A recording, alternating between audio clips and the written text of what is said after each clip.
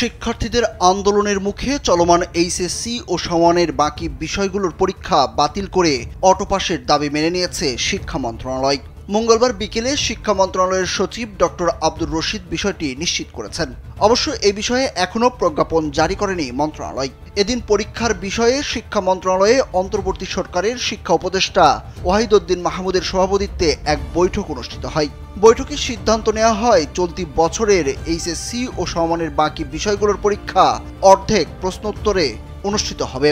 পুনরায় পরীক্ষা শুরুর তারিখ 11 সেপ্টেম্বর থেকে আরও 2 সপ্তাহ পেছাবে। তবে শিক্ষার্থীদের আন্দোলনের মুখে বাকি বিষয়গুলোর পরীক্ষা বাতিল করে অটোপাসের দাবি মেনে নিয়েছে মন্ত্রণালয়। দেশের যে কোনো প্রান্ত থেকে অনলাইনে নিজেকে দক্ষ করুন ক্রিয়েটিভ আইটি ইনস্টিটিউটের সাথে। এর আগে পরীক্ষা বাতিলের এক দফা দাবিতে বিকেলে সচিবালয়ে অর্থ মন্ত্রণালয়ের সামনে বিক্ষোভ কর্মসূচি শেষে শিক্ষা মন্ত্রণালয়ের ভিতরে ঢুকে পড়েন শিক্ষার্থীরা। এ সময় তারা পরীক্ষা বাতিলের দাবি করেন। সকাল থেকে সচিবালয়ে শিক্ষা মন্ত্রণালয়ের সামনে জড়ো হন পরীক্ষার্থীরা। দাবি আদায়ে দুপুরের দিকে তারা সচিবালয়ে ঢুকে পড়েন।